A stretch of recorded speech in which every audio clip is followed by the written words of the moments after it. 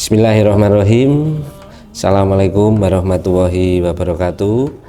Sahabat Bawaslu dimanapun berada, pada kesempatan yang baik ini kita semoga masih diberikan kekuatan di bulan Ramadan tahun 1447 Hijriah ini. Kita masih bisa sama-sama menjalankan ibadah Ramadan dengan baik, dan di kesempatan ini saya akan berdialog dengan Mas Radian. Saya panggil Mas saja ya. Mas Radian ini, beliau ini adalah Kepala Subbagian Penanganan Pelanggaran, Penyelesaian Sengketa dan Hukum. Singkatannya HPPS. Oh, berarti pertama hukum ya? Nek saat ini kayaknya pertamanya penanganan pelanggaran, penyelesaian sengketa proses dan hukum, berarti PPS. P3SH. Wah, ya. Itu sahabat Bawaslu, saya aja juga bingung tadi singkatannya itu apa. Ya pada intinya Mas Radian ini di Boyolali, di Bawaslu juga baru ya Mas ya? Terus nembe bulan Februari kemarin pindah mriki dari Bawaslu Kabupaten Klaten. Mungkin sahabat Bawaslu yang mungkin belum mengenal Mas Radian, beliau sekarang bergabung di Bawaslu Boyolali, dan beliau ini memang sangat berpengalaman dalam bidang hukum, penyelesaian sengketa dan penanganan pelanggaran. Tapi pada kesempatan ini kita nggak akan membahas itu ya Mas ya, terkait teknisnya ya. Kita hanya ingin berbincang-bincang santai saja ya Mas ya. Mungkin di bulan Ramadan ini kan kita diajarkan untuk sidik kejujuran. Jadi mungkin karena kita puasa kan harus jujur ya Mas ya. Karena kita tidak diawasi, yang mengawasi kita adalah Allah Subhanahu wa Ta'ala secara langsung. Jadi mungkin makna ini kalau kita terapkan dalam kita sebagai penyelenggara pemilu maupun bagi teman-teman peserta, itu kira-kira maknanya apa Mas ya? Untuk divisi penanganan pelanggaran, penyelesaian sengketa dan hukum, tentu kejujuran itu merupakan syarat utama ya dalam kita melakukan tugas-tugas kita sebagai selaku Bawaslu. Karena ketika kita berhadapan langsung dengan masyarakat, dengan pelapor ataupun dengan pemohon, syarat utama kita itu harus jujur. Jujur dalam terbuka melakukan penanganan pelanggaran itu, sesuai menerapkan norma-norma hukum sesuai dengan aturan yang berlaku gitu. Oleh karena itu, kejujuran itu tentu hal yang paling utama ya dalam melakukan penanganan pelanggaran. Karena tanpa kejujuran, bagaimana kita bisa menegakkan hukum? Misalkan ya gitu, ketika kita jujur terhadap pelapor, akhirnya yang harusnya syarat-syarat itu sudah terpenuhi, tapi kita menyampaikan itu kepada pelapor tidak terpenuhi, lalu begitu pula sebaliknya, itu kan menjadi proses utama yang mungkin merugikan masyarakat ya. Makanya oleh karena itu ya kita selaku Bawaslu, dalam khususnya di divisi penanganan pelanggaran dan penyelesaian sengketa, itu ya syarat utama dalam kita melaksanakan tugas itu ya jujur dulu sebelum yang lain gitu Mas. Oh iya. Jadi memang ada ya Mas, dalam proses penanganan pelanggaran, penyelesaian sengketa itu secara teknis mungkin bisa dipelajari ya Mas, tapi intinya mungkin kita harus jujur dulu, niatnya harus jujur ya Mas ya. Kalau yang benar katakan benar, yang salah katakan salah, seperti itu ya Mas. Jadi memang inti dari kita bekerja ini kejujuran yang utama. Itu.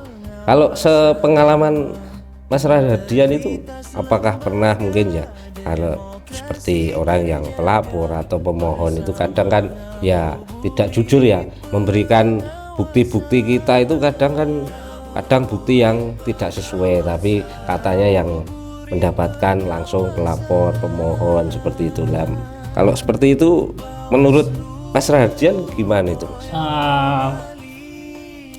Kalau menurut saya di dalam penanganan pelanggaran itu terkait kejujuran oleh pelapor itu merupakan tanggung jawab dari pelapor itu sendiri gitu. Nah, apa yang disampaikan ke kita itu bukan taraf kita ya untuk menilai apakah bukti-bukti yang disebutkan ini dia jujur gitu. Itu kan untuk melapor mungkin nanti akan terbukti sendiri di tahap klarifikasi kan. Ketika dia melakukan memanipulasi bukti dan lain sebagainya. Oke, untuk syarat awalnya untuk terpenuhinya syarat formil material dalam kajian awal mungkin bisa ya, karena di tahap kajian awal ya kita nggak menilai itu, Mas, nggak menilai kejujuran dari pelapor itu. Tapi ketika nanti kita melakukan klarifikasi ternyata yang disampaikan itu tidak bersesuaian gitu-gitu akhirnya ya terlihat sendiri kan. Ketika bukti dan keterangan yang disampaikan pelapor dan saksi-saksi tidak ada kesesuaian, ya otomatis kasus itu akan berhenti sendirinya. Ya, itu dalam proses klarifikasi itu juga ada ya, Mas, seperti saksi itu juga disumpah ya, Mas ya. Mungkin saksi juga harus jujur menyampaikan apa yang benar-benar dialami, benar-benar diketahui, seperti itu ya, Mas. Iya, betul. Ya, itu salah satu syarat utama untuk bersaksi itu kan mau disumpah terlebih dahulu, Mas, gitu. Disumpah secara agama masing-masing gitu di atas Al-Qur'an. Nah, kalau ketika dia tidak menyampaikan itu sesuai dengan apa yang dia lihat langsung, memang kita sebagai manusia tidak bisa menilai itu, Mas. Tapi kan ketika sudah disumpah, ya itu kan walau walam. Hanya Allah yang tahu ya. Pertanggung jawabannya langsung di hadapan Allah lah. Terus gini, Mas, kadang itu kan dalam proses kita menangani pelanggaran ya, kan seringkali masyarakat ini kan meragukan kejujuran kita. Bener nggak sih ini Bawaslu ini kok dari sekian laporan ini kadang kan yang beberapa tidak bisa ditindaklanjuti, hanya beberapa yang bisa ditindaklanjuti. Seperti itu kita mensikapinya bagaimana, Mas? Kita selaku instansi publik ya, ketika kita selaku instansi publik ya kita otomatis ya emang siap dihujat gitu. Emang salah satu ya kalau saya menanggapi hal-hal seperti itu terhadap masyarakat yang melakukan kritik terhadap instansi yang namanya kita pejabat publik, otomatis ya wajar untuk dikritik. Dan justru malah itu merupakan fungsi kontrol ya, ketika kita akan ya bahasanya akan melewati jalur gitu kan, itu namanya fungsi kontrol itu. Nah tapi kan selama kita itu melakukan hal itu ya sesuai dengan norma, sesuai dengan peraturan-peraturan yang berlaku, ya insya Allah tidak akan terjadi apa-apa. Dan cara membuktikannya terhadap masyarakat ya kita stay on the track aja, aturannya seperti apa ya kita sesuai aturan itu gitu.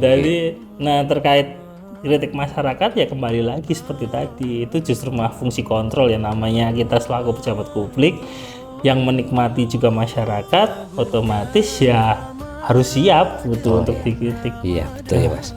Ya ini selanjutnya, Mas, jadi puasa kan juga mengajarkan kita untuk belajar untuk meningkatkan integritas ya, Mas, karena puasa ini kan kita tidak ada yang mengawasi manusia, Mas ya, yang mengawasi itu Allah ya kan. Kita bisa menipu manusia tapi kan kita tidak bisa menipu Allah. Jadi kita mungkin bisa belajar meningkatkan integritas kita sebagai penyelenggara pemilu. Menurut pandangan Mas Radian, ini makna Ramadan ini terkait dengan integritas itu seperti apa Mas ya? Makna Ramadan terkait dengan integritas itu ya seperti Mas Nanang sebut tadi. Mas Nanang sudah sampaikan kan, berintegritas itu yang bisa melihat otomatis ya diri kita sendiri dan Allah itu tadi ya. Karena penilaian integritas itu tiap orang beda-beda. Otomatis ketika saya melihat Mas Nanang melihat saya, ya karena yang terlihat itu kan hanya luarnya, sementara integritas itu kan apa yang ada di dalam kita ketika kita melakukan sesuatu ya otomatis hanya kita yang bisa menilai itu tadi kan integritas itu. Ketika kalau bahasanya gitu Mas, bahasanya itu kan ada pernah ngomong, kamu mau ngelangkah apapun selalu ada orang yang nggak suka. Oh ya. Ya kan gitu kan. Nah otomatis ya mau kamu itu bahkan nggak usah gitu lah, kita jujur aja mungkin ada orang yang nggak suka gitu. Makanya makna Ramadan itu ya bagi saya ya itu antara intinya ini hubungan hasbuni minallah ya. Kalau orang punya hubungan kita dengan Allah gitu, maknanya mungkin seperti itu Mas. Jadi ini terkait dengan integritas kembali ya Mas ya. Jadi kan mungkin ya kadang kita dalam bekerja kan kadang mungkin godaan-godaan kan mungkin ada ya Mas ya. Mungkin suatu kali kita menangani sebuah pelanggaran kan ada godaan, oh yang ini bagaimana caranya masuk, yang ini bagaimana caranya tidak terpenuhi, seperti itu kan ya Mas. Nah kalau mungkin Mas Rahardian pengalamannya seperti apa Mas untuk kita mengantisipasi pihak-pihak yang ingin ya meruntuhkan integritas kita ini? Otomatis satu ya, sholat Mas. Oh sholat. Sholat itu paling penting gitu. Selalu ya kemarin dari kultum Pak Ketua Boyolali kan menyampaikan apapun yang paling penting, yang terpenting itu sholat. Ketika kamu mau sholat itu karena sholat itu ketika sholat nanti kita akan diluruskan kembali ya gitu. Namanya manusia ya Mas ya. Kalau misalkan kita melihat dari segi manusia, ya godaan itu pasti ada gitu kan Mas. Ketika namanya manusia penuh dengan nafsu gitu-gitu ya pastilah kalau misalkan kita melawan dengan diri kita sendiri ya otomatis banyak runtuhnya biasanya seperti itu. Tapi ya dengan kita mendirikan sholat itu tadi ya insya Allah dijaga kan gitu dari itu. Kalau dari segi manusia ya kita punya keluarga Mas. Kita punya keluarga. Kalau terjadi apa-apa dengan kita itu gimana keluarga kita, itu yang pertama harus dipikir. Oh ya betul sekali Mas ya. Di sebagai penyelenggara pemilu apalagi kita ini pengawas dan ya kebetulan saya dan jenengan kan di divisi penanganan pelanggaran ya Mas ya. Jadi mungkin memang ya kita harus berhati-hati, kita harus memegang teguh integritas seperti itu ya Mas. Ya mungkin dialog kita sampai di sini dulu, nanti di lain waktu bisa kita sambung kembali ya Mas Rahardian. Dan semoga puasa kita selalu dimudahkan, dilancarkan oleh Allah Subhanahu wa Ta'ala, dan sahabat Bawaslu di manapun berada juga semoga dimudahkan dalam berpuasa. Mungkin dari kami cukup sekian. Wassalamualaikum warahmatullahi wabarakatuh.